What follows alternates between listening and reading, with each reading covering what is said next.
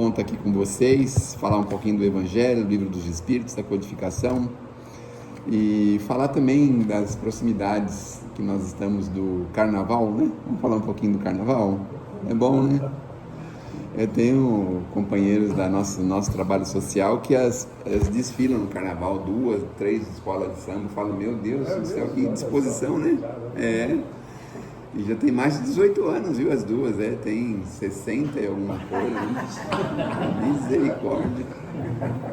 Eu estou esperando o Carnaval para poder dormir dia e noite e dia, e o povo está pensando em sair aí e brincar e se divertir. Vocês sabem que a doutrina não proíbe nada, absolutamente, né? Então a gente tem autorização para fazer o que a gente achar que deve fazer, né? O que a doutrina sempre nos lembra das nossas responsabilidades. Isso é o mais importante, né? As nossas responsabilidades. Então, às vezes as pessoas vão em outras casas religiosas e tem lá todo um preceito mais enérgico, mais severo, né? De comportamento, exige um comportamento mais fechado das pessoas. E a gente vê que nós estamos na Terra e tem um determinado momento que a gente chega à conclusão de que o que existe são experiências, nem ruins nem boas, mas são experiências. Então algumas pessoas vão ter essa experiência, tem umas que gostam muito, se sentem assim maravilhosamente bem, né? Eu ouvi dizer, eu nunca participei, mas eu ouvi dizer que quem está lá embaixo fazendo o desfile, ela sente um negócio muito forte, uma emoção, assim, uma coisa, porque está todo mundo lá vibrando, tá aquela música lá, e a pessoa parece que sente, né, uma vibração muito forte, muito grande. Eu também não sei se vocês sabem, mas o batuque lá do samba, na verdade, né, o som do bumbo, o objetivo dele é imitar as batidas do coração. Vocês sabiam disso? As músicas têm alguns segredos que a gente não sabe e também ninguém revela, né? E uma delas é essas batidas, né, tanto do samba como de outras batidas de música, aí de funk e outras batidas, elas entram em sintonia com as batidas do coração, coronárias. Por isso que eles conseguem arrebanhar esse número grande de pessoas, né? Porque encontram assim uma espécie de como é que eu posso dizer assim, de eco, mas tem uma palavra acho que é mais correta, ressonância, uma espécie de ressonância. E aí a pessoa fica naquela coisa, né? naquela emoção, naquela coisa. Porque vocês veem, tem pessoas que a vida deles é isso, é o Carnaval, o ano inteiro estão pensando nisso. Pessoas que trabalham no Carnaval fortemente, não é? Estou falando de pessoas bem intencionadas. Claro que tem as pessoas que se aproveitam, mal intencionadas, malfeitores, tem tudo isso também, em todo lugar tem, né? Mas tem pessoas que ficam, às vezes, o ano inteiro. Eu moro atualmente ainda estou morando lá na Casa Verde, no bairro do Limão, e tem muitas escolas reunidas lá. Então tem muitas escolas. E eles treinam essas músicas, esses sambas, as coisas do Carnaval praticamente o ano inteiro. Então agora esse ano vai ser em março, não é? Quando é abril ou maio, já estão ensaiando para o ano que vem. Então, quer dizer, é uma espécie eles ficam virados assim no Carnaval o tempo todo, né? Aí vem a doutrina e fala para a gente também o cuidado, o equilíbrio, não é? Então, uma brincadeirinha lá, uma coisa aqui, tá tudo bem. Agora, a gente tem que focar os nossos ideais, nossas ideias em coisas maiores, as coisas maiores da vida. É para isso que nós estamos aqui, não é? Então, assistir o futebol lá é muito gostoso, prazeroso, tirar o sarro do amigo porque o time dele perdeu é muito bom, mas a gente não pode viver só disso, né? Se a gente viver só disso, a gente está perdendo tempo aqui na Terra. Então a gente precisa abrir o coração, o pensamento e ir atrás de coisas que são mais, diríamos assim, maiores, ideias maiores. Porque todo mundo já sabe que aqui na Casa Espírita, pelo menos a gente já sabe que nós não estamos aqui pela primeira vez, talvez não seja nem a última, que nós estamos aqui para brincar, nós estamos aqui para crescer, para evoluir, que nós estamos num processo de aperfeiçoamento. Nós já sabemos disso. Então, cabe a cada um de nós agora sentar, olhar no espelho, se tiver um espelho em casa, acho que todo mundo tem, né? Tem gente que tem até demais. Tem gente que não sai do espelho. Tem gente que não sai. Então, e saber, né, exatamente como que nós estamos procedendo, o que nós estamos fazendo, o que nós estamos pensando, qual é o ponto central do nosso pensamento, a ideia central. Os espíritos trabalham a gente nessa ideia central. Então, quando a gente está com uma centralizada em determinado pensamento, o pensamento fixo é um problema. Não sei se vocês sabem disso também, né? Pensamento fixo é problema. Então, tem lá uma raiva de alguém, um ódio, um rancor, ou tem algum desejo não realizado, ou tem alguma frustração, ou tem alguma coisa, fica só pensando nisso o tempo todo. Isso são causas terríveis de embaraços que podem causar para a gente muito atraso, muita perca de tempo. Por que eu falo que é perca de tempo? Mais ou menos assim, você está andando de bicicleta, para você é criança, aí você cai com a bicicleta, arranha o corpo todo, a perna, tudo, aí você fica em casa lá, uma semana sem poder ir para a escola. Vocês não acham que isso é perder tempo? Mas ele precisava brincar, tudo bem, acontece, tudo certo, a gente compreende, né? Mas tem coisas que a gente vai buscar que a gente não precisava encontrar aquilo. Tem um corredor de Fórmula 1 que ele foi fazer não sei o que aí, está hospitalizado até hoje, alguém sabe? Esse senhor aí, né? Está hospitalizado até hoje, então. Não era suficiente andar 400 km por hora no carro, né? Tinha que também pegar um negócio lá e fazer sei lá o que com aquilo. E quanto tempo ele está ali, né? Não digo perdendo tempo, porque o espírito também tem a sua atividade, mas eu digo que a nível de evolução, às vezes a gente precisa pensar, senão não estamos batendo na mesma tecla, rodando em círculo, fazendo as mesmas coisas que a gente já fez no passado. A gente repete muitas vezes essas coisas. Então esse carnaval aí, por exemplo, a gente já fez isso, quem tem muita afinidade, muita parceria com isso, já está envolvido com isso há muitas encarnações, não é agora, né, que achou bonito e vai atrás, está envolvido com isso há muito tempo. Então será que já também não é o tempo de a gente, tudo bem, dar o espaço que merece o espaço, mas também dedicar a outras diretrizes, outros pensamentos, outras ideias. É para isso que nós estamos aqui, para renovar. O Emmanuel, companheiro espiritual do Chico, diz para a gente assim: ninguém progride sem renovar-se. Então, se vê que também tem um detalhe, a maioria de nós não quer progredir, né? Isso é um problema, né? A gente está contente com o nosso Ford Del Rey 88, né? Com a nossa casinha caindo aos pedaços, o portão está amarrado lá com com aquela corda de amarrar ovo, não sei, a gente está assim, né? Não tem uma corda de plástico que eles amarram ovo? Não tem uma cordinha dessa? Fitilho. Isso na parte material. E na parte espiritual é pior, porque ninguém vê, né? Então você está andando na rua, você está com uma roupa bonita, tudo, está num carro bonito, tudo, e o camarada está lá, atrapalhado, enrolado, com a espiritualidade toda embaraçada, totalmente fora do eixo, totalmente desequilibrado. E a gente não enxerga, né, a parte espiritual. A casa espírita tem esse condão, não importa o que seja a parte material, você tem uma vida simples, humilde, não tem problema, mas precisa buscar o equilíbrio espiritual, o equilíbrio emocional, para você ser útil, para você trabalhar nessa engrenagem, porque vocês, sem perceberem, estão se preparando para trabalhar numa engrenagem. Vocês sabem disso? Sabiam disso? Tinha uma pessoa que vinha nessa casa aqui, achava que era só vir aqui e tal, aí daqui a pouco colocaram, sei lá, 1 milhão de comprimidos nas costas dela.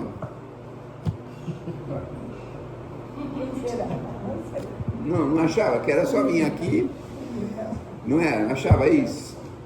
A gente veio aqui para melhorar mesmo, para corrigir, para trabalhar, para fazer alguma coisa boa por alguém, não é? Falar nisso, precisa de voluntário lá? Precisa, né?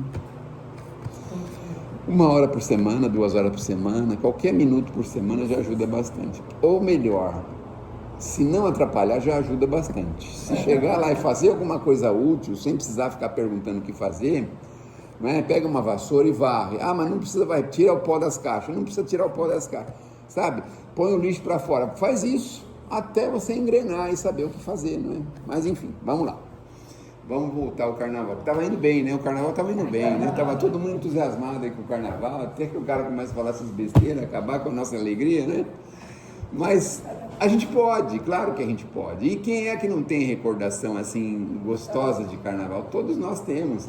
Acontece que as coisas mudaram muito também, né? De 20, 30, 40 anos para cá, as coisas mudaram muito. Então era aquela brincadeira que fazia, tinha aquelas bexiga não, como é que é? Como é que jogava água assim? Seringa. Um negócio de seringa, assim, né? Que era uma garrafinha assim que se apertava, era uma seringa, né? Um negócio. Xiringa. Apertava aquele negócio para molhar os outros. Olha a brincadeira que a gente tinha. Queria molhar os outros, sair correndo, sabe? Essas coisas assim. Fazia essas coisas, né? Aí fazia essas brincadeiras, que era assim muito bacana, aquelas músicas, né, que o pessoal inventava aí, umas músicas assim, bem, se a gente cantar essas músicas hoje, parece música assim, depende dela, né? Mas é ingênua, assim, chega a ser ingênua, algumas músicas chegam a ser ingênuas até, né? Então, algumas são discriminatórias, tá bom, tudo bem, vamos aceitar a ideia da discriminação, mas... Então, era bem diferente. E hoje a gente tem visto que a evolução, né? Da onde que veio o carnaval? O carnaval veio numa última oportunidade que o Cristo deu para alguns espíritos reencarnarem. Era a última oportunidade, eles não poderiam mais reencarnar na Terra. E olha, que reencarnar na Terra, eu fico pensando assim, sabe? É a mesma coisa da pessoa entrar num concurso e concorrer para ir morar na cidade de Itaquaquecetuba, sabe? O senhor conhece lá? Conhece, né? É uma coisa assim, a Terra é isso, sabe? Os espíritos olham e falam, meu Deus, o povo todo quer nascer aí nessa Terra. A gente é assim. O espírito de Tolstói é um russo. E ele usou as mãos da Ivone Pereira para escrever algumas coisas muito bacanas, escreve muito bem, inclusive, né? E tem uma das mensagens que ele fala de uns discípulos que souberam que Jesus ia nascer na Terra. Aí eles vieram aqui para fazer uma experiência, para conhecer a Terra, né? Porque provavelmente alguns deles iam ser chamados para vir acompanhar Jesus. Mas eles estavam assim, em altas esferas espirituais. Para onde que nós vamos? Tem que ir para aquela direção. Tá vendo aquela galáxia? Lá, a Via Láctea, Meu Deus do céu, nesse lugar que o Cristo vai reencarnar, vai encarnar. Olha, já começaram estranhando. Via Láctea, um negócio que é gigantesco. Aí começaram a mostrar os planetas, falou, não é nesse? Não, nem naquele. Meu Deus, onde que vai? Mostraram a Terra para ele, um negócio assim, está quase caindo lá da galáxia. O Cristo vai nascer aí. Ele falou, meu Deus, eu não acredito. Tiveram que fazer um esforço para chegar na Terra. Aí chegaram aqui na Terra para ver as pessoas, ver quem é que morava aqui, o que eles faziam, né? A forma física que tinha. Olha só, até a forma física eles vieram conferir para ver como é que era. Porque o Cristo tem outra forma, né? Vocês sabem disso, né? Tem uma perguntinha aqui que é interessante, que deixa eu ver se eu acho ela fácil. Eu tinha separado aqui, mas meu Deus do céu, a gente faz umas confusão lascada, né? Aonde que está a sede do... peraí, como...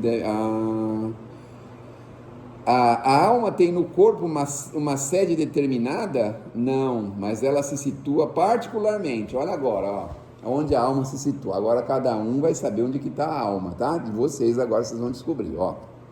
A pessoa que pensa muito, está onde? A pessoa que tem muito sentimento, está onde? E o resto? Quem não pensa e não tem sentimento, está pensando que está fazendo coisa. Onde que está a alma? Olha onde que está. Então ele fala assim, ó, particularmente na cabeça, entre os grandes gênios e todos aqueles que usam bastante o pensamento, e no coração dos que sentem bastante, dedicando todas as suas ações à humanidade. Ele parou na cabeça e no coração, não falou mais nada, só falou esses dois. Aí ele continua perguntando assim, bom, o que pensar da opinião dos que situam a alma num centro vital, o que o espírito se encontra de preferência nessa parte do vosso organismo, que é o ponto em que se dirigem todas as sensações. Os que a situam naquilo que consideram como centro da vitalidade a confundem com o fluido ou princípio vital. Não obstante, pode dizer-se que a sede da alma se encontra mais particularmente nos órgãos que servem para as manifestações intelectuais e morais. Então, não é censura, veja, não é censura, mas nessa época de carnaval, aonde que está, será que a sede da alma das pessoas, né?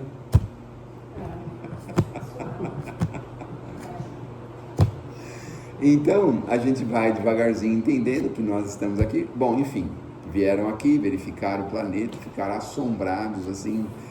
Aí não sei, sei lá, vamos pensar assim que a gente vai fazer uma excursão lá em Diadema, assim. Aí a gente se perde lá em Diadema, entra naqueles bairros lá, eu tenho uma creche lá, né? Então entra naqueles bairros, aquelas coisas assim, aquelas construções assim, aqueles negócios, fala, meu, como é que isso para de pé, meu Deus do céu?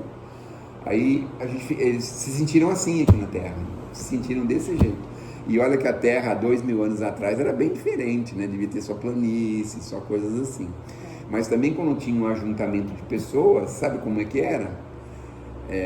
Imagina uma favela assim suja, que não tem esgoto, não tem água, não tem nada, imagina. É a ideia que a gente tem da Idade Média. Agora você imagina o tempo de Jesus, 2000 anos atrás. Não tinha noções de higiene, não tinha noções nenhuma de muita coisa. Então quando viam aquilo, falavam, misericórdia, quanto serviço a fazer.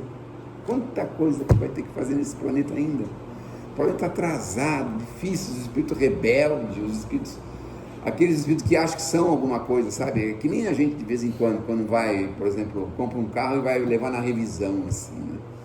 Aí já começa a criar problema porque a pessoa da revisão demorou para te atender. Aí demorou para atender, como é que pode? Esse HB20, não vou falar HB20, vou falar outro. Aí tem um Kwid, um Renault Kwid, meu Deus do céu, né? Então me demorando para atender, mas que atendimento é esse? Assim, né? Mais ou menos assim. Então, acha que é muito, que é o centro do universo, né? Porque o homem acha que é o centro do universo, né? Não. Aí tem pesquisadores, camaradas ganharam prêmios, tem um nome de rua, de hospital, de tudo quanto é coisa lá, para o cara falar que, sabe, assim, que nós somos o centro do universo, que a raça humana é a única que existe no planeta, essas observações científicas que eles fizeram aí, alguns deles fizeram, e ganharam renome, né? Aí de repente aparece um outro aí e fala, não, mas peraí, nós não somos o centro do universo, não. Aí a gente mandava matar, sabe, tudo assim, né? Discordou, vai embora, não tem jeito, né? Bom, então, estamos livres para enfrentarmos o carnaval do jeito que quisermos, da forma que quisermos, mas temos as nossas menores responsabilidades. Isso é muito importante a gente ter também um paralelo, para a gente saber que a gente pode se divertir, deve se divertir, mas precisa saber dos limites, das coisas que a gente pode, até onde a gente pode chegar, né? Então isso é uma coisa muito interessante. Mas falando sobre esse assunto de carnaval, vem aquela polêmica enorme, né? Que diz assim, se os espíritos têm sexo. Na pergunta 200 do Livro dos Espíritos, ele responde, não como entendeis, porque os sexos dependem da constituição orgânica. Há entre eles amor, simpatia, mas baseados na afinidade de sentimentos. Então, quando a gente tiver já condições de sentimento para se unir a alguém baseado em sentimento, a gente perde a característica sexual. Não é o que está acontecendo aqui, né? O que acontece aqui é outros problemas, é outras coisas. Não é isso. Então as pessoas falam assim, mas o espírito fala que o espírito tem sexo. Mas espera um pouquinho. Existe a constituição física para a manutenção do planeta. Não dá para manter o planeta de um só sexo, não dá. Ou sem nenhum. Não dá, tem que ter os dois, não é? Tudo bem. Bom, o espírito que animou o corpo de um homem pode animar o de uma mulher? 201, pergunta 201. Aí eles respondem assim, sim, pois são os mesmos espíritos que animam os homens e as mulheres. Quando somos espíritos, preferimos encarnar num corpo de homem ou de mulher? E aí, o que vocês acham? Eu acho que depende, assim, de quantas reencarnações eu sou homem, eu quero ser homem, que é mais fácil do que ser mulher. É mais fácil? Não, se você tem várias reencarnações como homem, quando você, depois para mudar, acho que é mais difícil. Não sei, as escolhas. Eu acho que depende das experiências que a gente tem. Precisa passar, né? A gente tem experiência para passar, mas nem sempre você quer passar por aquelas experiências. E aí, se você não passa por opção de querer, você compulsoriamente tem que ir. E depois aí você fica na contramão. Você vem para cá não querendo fazer aquilo. Eu acho que por isso há tanta insatisfação, tantos problemas, né? Tantas dificuldades, eu né? tenho uma afirmação que quando você passa muitas encarnações como mulher, geralmente você nunca será homem. Será? Os espíritos, eles só, as experiências que homem e mulher têm, praticamente são as mesmas. Qual é a diferença? Qual é a experiência dele e qual é a minha? Porque a mulher Não engravida gera tem uma coisa vida. assim extraordinária Essa é uma grande para o diferença. homem e outra extraordinária para a mulher. As experiências são as mesmas. Não, eu acho que é necessário ter as duas, não é? Ah, Você E tem não que necessariamente você precisa passar por isso. Mas você pode passar, porque não tem nada demais. É uma questão só de conhecimento da vida do homem, da mulher, mas não necessariamente seja obrigatório.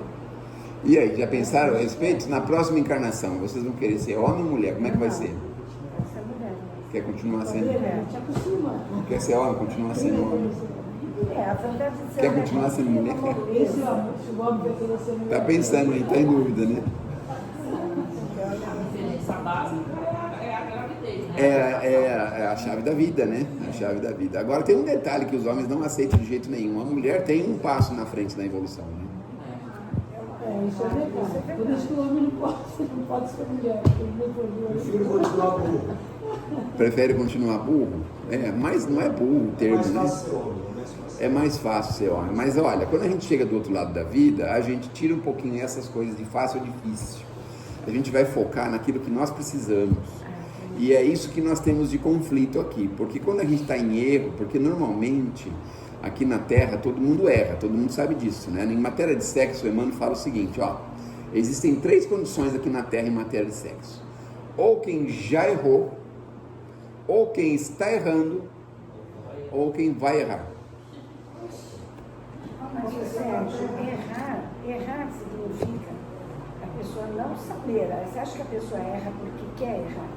Eu acho que a pessoa, assim, ela é ignorância. Mas aí que entra a ideia que nós falamos no começo. É experiência, não é certo ou errado, é experiência, não é? Então é nesse aspecto que a gente foca a nossa ideia, o nosso pensamento.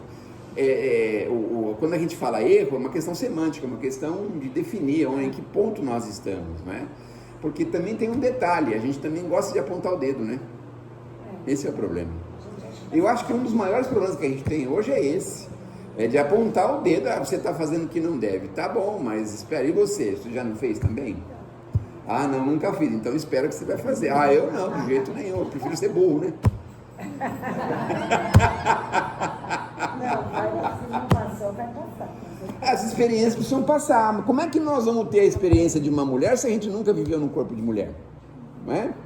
Agora, as inversões que ocorrem, elas ocorrem naturalmente, não tem esse conflito que a gente enxerga. E o conflito enxerga quando existe uma prova para o espírito. Aí é um conflito, porque aí ele não quer vir no corpo de homem, ou não quer vir no corpo de mulher. Aí é o conflito, aí é o problema. Mas aí é uma prova. Veja bem, eu não penso numa prova. A prova é quando a pessoa está resignada, tá certo? Reconhece que não tem as características que deveria ter, mas não obstante a isso, mantém uma linha de conduta alta, né? Agora, quando a pessoa sabe que ela não tem e ela se revolta contra isso, se rebela contra isso, isso se chama expiação. A diferença entre expiação e prova é justamente essa. Quando você vê a pessoa resignada, é prova. Quando você vê a pessoa revoltada, é expiação. Olha só, vocês não recebem aqui assistidos? Tem alguns que têm um semblante assim, cândido, tranquilo. Mas tem alguns que você enxerga neles uma nítida revolta. Revolta de estar vivendo esse drama, de não ter o que tem, sabe? De não ter o que as pessoas têm, de querer ter o que não pode. Essa coisa é uma expiação, porque ele está ali compulsoriamente, por uma necessidade, por uma obrigação e porque as leis do Criador acharam que ele precisava passar por essa expiação. É claro que ele tem a encarnação inteira para pagar isso, apagar, né? Essa revolta, essa rebeldia, essa coisa que ele tem. Ele tem a encarnação inteira para isso.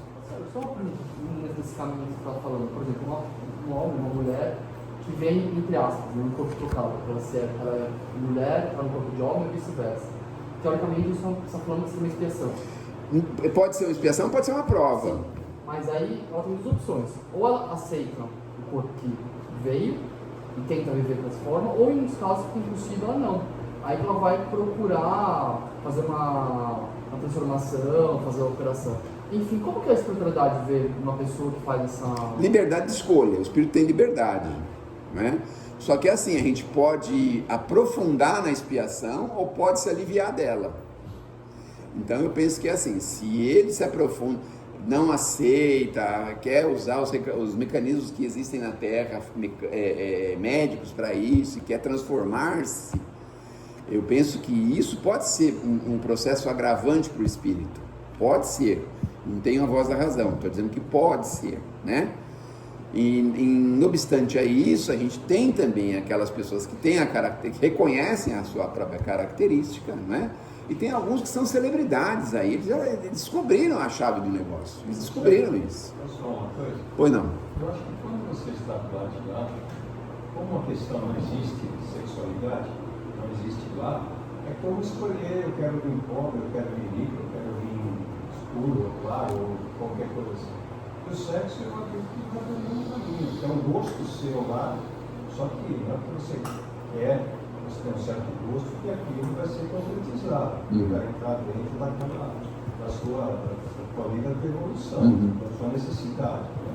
Então, não importa muito o que você gostaria de. Então, mas quando se fala que o espírito não tem sexo, nós não estamos falando da crosta planetária, estamos falando algo além disso, né? Quer dizer, quando a gente já se desvestiu disso, quando pra gente é indiferente, quando a gente conseguiu ter as experiências, quando a gente já tem a experiência dos dois lados. Ele é assim, você está lá, você fez você já está lá, então tanto faz, de certa forma. Seria um gosto seu se você vai voltar com o homem, não é isso? Não, o que eu penso assim, hoje é muito comum, né?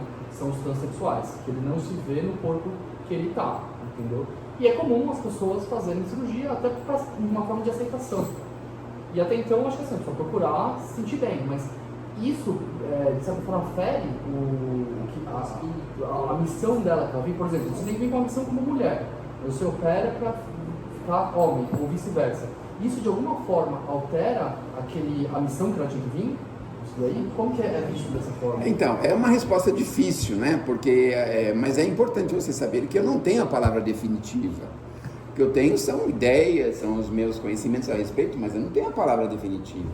Certo. No livro, eu acho que isso é certo, do Chico, tem uma questão, eu acho que chama A Ponte, o livro. Do Fernando Horn? A Ponte. Tem um capítulo lá que ele diz que se você está naquele sexo, é aquela vontade maior, você deve se sujeitar aqui, independente do teu gosto ou fora do seu gosto. Mesmo que você se sinta diferente daquele sexo. Você deve ter obrigação de se comportar como você. Veja, é um assunto polêmico, a gente não vai esgotar o assunto, obviamente, né? Mas a ideia é a seguinte: se a gente veio com a condição inversiva, porque a gente tem um corpo físico de um jeito e a psicologia de outro, isso certamente tem alguma coisa associada às leis da criação, obviamente que tem. Isso é um erro de Deus. Que em tese seria um erro, não é? Como é que Deus pode ter errado?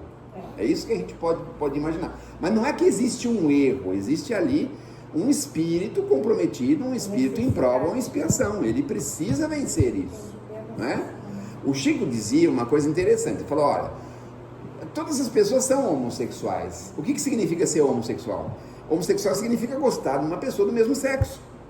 E a gente gosta, por exemplo, gosto do meu filho, gosto dos meus sobrinhos, gosto do meu pai. São homens também, não é? Isso é definição. Agora tem uma definição que é um pouquinho diferente, que se chama pederastia. Aí já é outro assunto, né? Então não é o fato só de gostar. O que chama muita atenção hoje, veja, é assim, o assunto é polêmico, é difícil, dificilmente a gente vai chegar no consenso, mas o que é complicado é assim, hoje eu vejo que essa questão, eles fizeram tanta força, que as pessoas hoje, quando falam de homossexualismo, só pensam em sexualidade, só pensam nisso. E às vezes aqueles espíritos têm um problema da sexualidade, mas eles têm outras coisas muito maiores, inteligência ao extremo, têm condições enormes, têm uma facilidade de artes, de desenvolver coisas, de criar talentos, mas fica focado só nessa questão.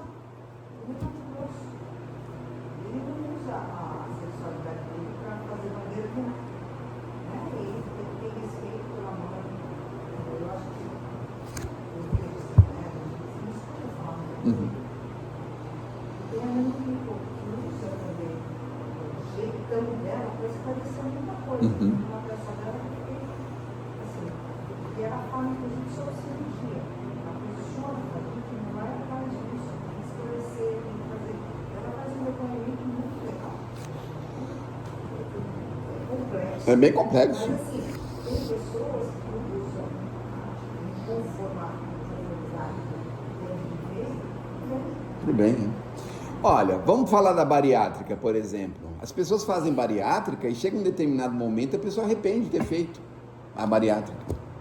Porque ela mexe tanto no organismo, de uma forma tão violenta, aí a pessoa passa 5, 10, 15, 20 anos, às vezes recupera a mesma capacidade de gordura que ela tinha, ela recupera tudo isso, e ela fala, meu Deus do céu, um sacrifício que eu fiz, um custo enorme, um sacrifício físico tremendo, uma privação de alimentação, porque tem aquelas quantidades mínimas que tem que se alimentar, e depois chega lá na frente ela fala, mas eu estou de novo com mais ou menos a mesma estrutura que eu tinha 10, 15 anos atrás, e o que adiantou isso? E aí a gente pensa assim, mas por que essa pessoa por que a cirurgia não resolveu definitivamente a vida dela? Porque ela tinha que passar a experiência. Pode falar.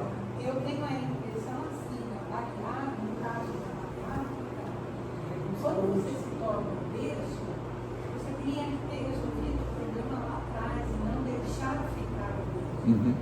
Não chegar nesse ponto. Demorou, né, para resolver. Demorou para você resolver alguma coisa lá atrás. É por isso que eu digo, na minha visão, você chegou a 250 quilos, por que você ingeriu tanto em vez de falar tanto? Né? Tem uma série de situações. Você não precisaria chegar a 250 quilos. Porque quando você estava com 100, você tinha que ter ligado o sinal de alerta. Então é nesse aspecto que eu digo. O problema já vem lá de trás. Aí você tocou no ponto interessante, que é a questão do abuso. Exato. Mas na sexualidade também tem um abuso. Por isso que vem na situação inversiva. Porque, por exemplo, o homem que abusou da mulher, ele vem como mulher para saber como é que vive a mulher, como que é aquela vivência que ele viveu, que ele fez as mulheres viverem. A mulher abusou do homem, porque isso era muito comum, a mulher às vezes tinha lá uma condição, sei lá, aquelas mulheres muito bonitas e tudo, iludia a pessoa largava casamento, filho, família, largava todo mundo, depois a pessoa largava a pessoa. E aí a pessoa entrava pro álcool, pro crime, para um monte de coisa, desequilíbrio, né? Então, aí precisa vir na condição de homem para saber como é que funciona, né? Essa psicologia masculina com relação ao casamento, à união, essas coisas. Mas o assunto, como eu disse, é difícil. Nós não vamos esgotar o assunto, tá certo? Mas estão aí algumas ideias que foram lançadas e o interessante é a gente saber na doutrina é isso. Muitos casos, não digo todos os casos, mas muitos casos a situação é inversiva justamente porque a pessoa errou muito no sexo oposto, ao sexo que ela tem a dívida, né, com o sexo. Então, ela é, por exemplo, assim, ela é uma espécie de... Ela tem uma interdição de voltar naquele mesmo sexo justamente para não continuar errando, né? Bom... Mas vamos em frente, não vamos se ater nisso, porque isso é um assunto para muito tempo e para gente mais capacitada. Eu confesso que eu não tenho capacidade nenhuma. Quando ela falou lá que tem que ligar o sinal de alerta, eu estou ligando meu sinal de alerta desde os 70 quilos, eu já estou com 85. Falei, meu Deus do céu. Meu Deus do céu, o que eu faço agora? Eu ando 10, 15, 20 mil passos por dia, faço academia, faço um monte de coisa. Mas por que você não para de comer, seu infeliz? Mas é impressionante. Aí você fica um dia sem comer, no outro dia você quer comer tudo que vem pela frente. Aí você fica um dia sem comer, quando você chega em casa à noite, aí você ataca o iogurte do neto, come todos os restos que tem lá, come fruta, come não sei o que, ainda fala, vou fazer um suquinho para arrematar, toma um suco lá de alguma coisa. Então, é um problema, né? Os excessos, os exageros, que a gente muitas vezes tem dificuldade de puxar o breque, de segurar, né? Mas aí também tem um outro detalhe. Agora vamos falar da espiritualidade. Tem a pessoa do tabaco, por exemplo. Vamos mexer com os tabagistas agora. Vamos lá. A questão do tabaco, eu já vi pessoas que parece que chegou uma hora que houve um chamamento para aquela pessoa. A pessoa simplesmente parou de fumar. Simplesmente. Você deu um relato para a gente esses dias, não foi? Então, eu tenho um caso engraçado sobre isso. Tem um amigo meu, já tinha idade, ele tinha a esposa muito bonita e tudo. Então ele foi no médico, o médico falou assim: você fuma ainda? Fumo. Ó, você está indo muito mal. Viu? Se você continuar fumando, eu vou casar com a tua mulher. Porque ela vai ficar viúva e eu vou casar com ela. Ele parou de fumar na hora. Parou de fumar na hora. Então, mas eu digo assim, cada pessoa parece que tem um momento certo. Às vezes é no 45 do segundo tempo. É aquele momento para ela. Tem pessoas que já relataram, fui acender o cigarro, não conseguia acender, o isqueiro não funcionava, não tinha fósforo, não conseguia, o fogão não ligava, pegou o cigarro, nunca mais eu fumo. O meu último cigarro foi às 5 horas da tarde, no dia 15 de abril. À meia-noite eu estava entrando na UTI, infartada. A vontade de fumar foi tirada de mim. Assim. Foi arrancada, olha que interessante. Medo de morrer. Em compensação, teve casos, né, conhecidos, que nem o Chico, tinha lá 2 senhores que fumavam muito, o Ícaro Batista e tinha o Vivaldo da Cunha Borges. Os 2 fumavam demais. E desencarnou, o Ícaro Batista desencarnou. E aí foram perguntar: escuta, Chico, o que vai ser do Ícaro fumando desse jeito no mundo espiritual? E falaram: olha, a última vez que eu visitei o Ícaro, sabe o que eles fizeram? Um cigarro eletrônico para ele. Isso era na década de 50. Ninguém nem tinha ouvido falar em cigarro eletrônico naquela época. O máximo que a gente via era aquele cigarrinho de chocolate garoto, lembra? Isso é antigo, hein? Isso aí é antigo. Mas fizeram um cigarro eletrônico para ele. Vejam como não dá saltos, algumas coisas não dão saltos. A Marisa teve uma grande bênção, porque ela já está num processo de recuperação. Diz que é o mesmo tempo que você fumou, é o mesmo tempo que você leva para se libertar totalmente do tabaco, não é?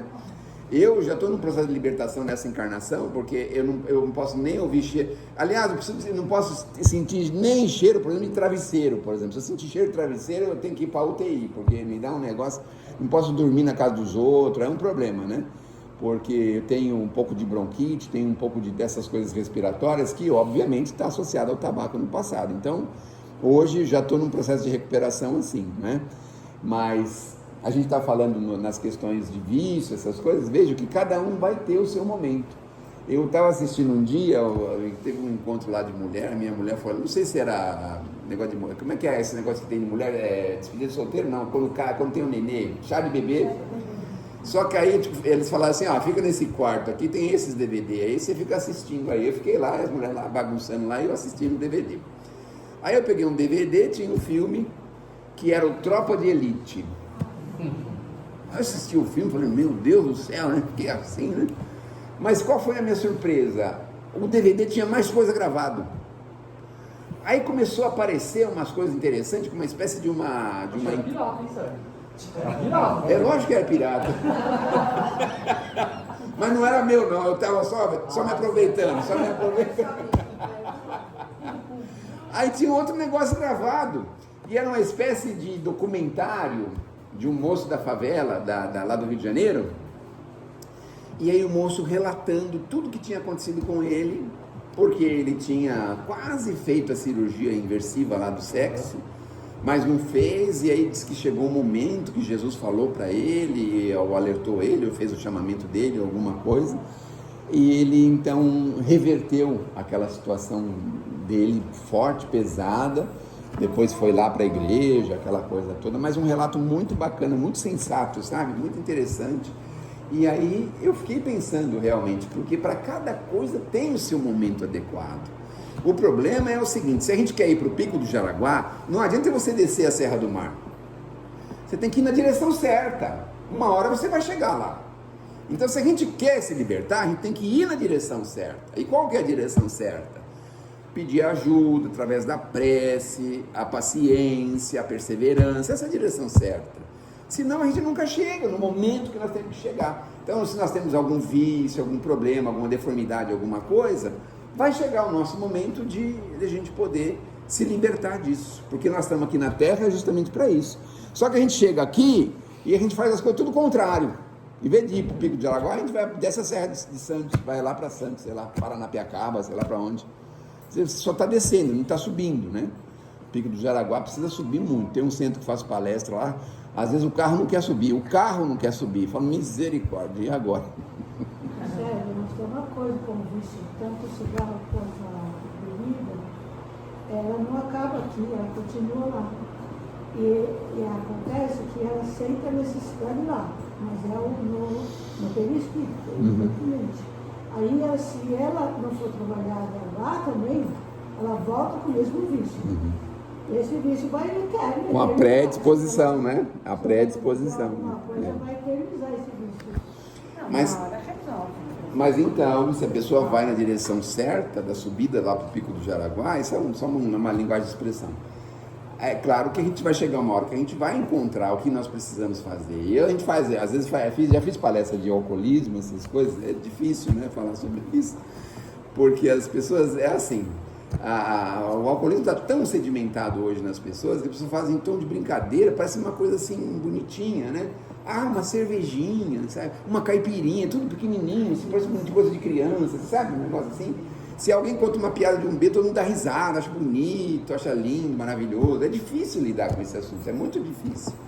Mas o que a gente estava falando era o seguinte, que quando a pessoa tem a predisposição, a ciência já mostrou, aquele Alcoólicos Anônimos, que é o primeiro gole, a história do primeiro gole, né? Então ele diz o seguinte, que a célula viciadinha, ela está lá guardadinha dentro da outra, ela está fechadinha lá. Se você toma o primeiro gole, ela bate na porta e fala assim, e aí, vamos lá? Aí ela pega e sai. E aí a pessoa entra na compulsão, começa a beber sem parar, né? Então, a predisposição é isso. Mas chega uma hora que é muito curioso e muito interessante. O que acontece? Você reencarna e você tinha o vício, você está em trabalho de desenvolvimento de se vencer isso. Aí você nasce bebezinho, aí, por exemplo, a mamãezinha vai limpar, né, onde você vai trocar você, ela limpa com álcool, aí põe você lá, você empola inteirinho. Aí você vem com defesa. Qual que é a defesa? É alergias estranhas, esquisitas. Aí o camarada toma lá um golinho de alguma coisa, tem que ir para o hospital. Ele não consegue beber nada, não consegue fazer nada disso. Tem vontade, mas não consegue. Então, porque ele estava indo na direção certa. O Chico tinha pessoas, espíritos que ajudavam ele, que eram alcoólatras. E mesmo assim, eles estavam lá trabalhando, ajudando. E ia chegar uma hora, obviamente, que ia acontecer isso. Precisaria reencarnar, mas já teriam uma espécie de defesa. E a defesa é justamente essa em todas as direções. É a prática do bem. É assim que a gente consegue defesas. Hoje a gente não consegue, mas a gente está criando forças para nos defendermos no nosso futuro, quando a gente tiver a força da prática do bem. É isso. É por isso que os espíritos trazem todos os antídotos. E todo o problema é esse. Então, às vezes você vem com essas dificuldades sexuais, você vem com vícios difíceis, com esses problemas agora químicos pesados, difíceis de resolver. E aí você pensa assim, na prática do bem a gente consegue se imunizar. Mas cedo ou mais tarde chega a hora de a gente receber aquele apoio, que é um apoio definitivo. Luiz Sérgio escreve muito sobre vícios, né? Sobre vícios, especialmente esses vícios mais pesados, cocaína, crack, essas coisas, né? Então ele fala, mostra quais os espíritos que podem ser socorridos, quais que vão ser socorridos, não é todo mundo. Levando em consideração que a Terra tem um processo de evolução, teoricamente teria que ter um movimento de hoje, inverso, na minha opinião. As drogas, hoje parece que é cada vez mais liberado o álcool. Não tinha que ser teoricamente ao contrário, se não é um processo evolutivo? Porque antes da pequena a gente tinha propaganda na televisão que diga não às drogas, a droga mata. Hoje a gente não vê ao contrário, você vê um movimento de descriminalização da droga. Não parece ao contrário do movimento de evolução do planeta? Então, o que quando você estava falando, eu estava me lembrando disso. Quanto mais você reprime, mais você aguça a vontade. O Chico, de novo o Chico novamente, para ajudar a gente. Ele recebeu lá um grupo de pessoas na década de 70. Inclusive o senhor Luiz Armando, acho que estava no meio desse grupinho aí, de essa quadrilha aí. Aí eles foram lá no Chico, E eles foram levar um trabalho que eles estavam fazendo de, acho que é tabagismo, de droga, alguma coisa assim. E eles pediam a opinião do Chico, levou lá um trabalho bem feitinho, arrumadinho, bem organizadinho, para o Chico analisar e dar um parecer. Só que o Chico nunca falava nada. E ele já estava ficando angustiado, porque estava acabando o dia, estava acabando o final de semana, e o Chico não dava um parecer sobre aquilo. Até que alguém falou, olha Chico, a gente gostaria de um parecer de você sobre isso. Ele falou assim, meu filho, sabe o que acontece? Eles fizeram essa mesma experiência no Japão, e aconteceu um caso inverso. Ao invés deles combaterem o vício, eles aguçaram as pessoas para conhecerem a bendita dessa droga aí. Então veja como que é difícil combater, não é? Porque você pega um filho rebelde e você fala não para ele, o que ele faz? Faz o contrário, né? Normalmente ele faz o contrário, né? O filhinho rebelde faz assim. E nós aqui na Terra, quem que nós somos? Somos espíritos extremamente atrasados.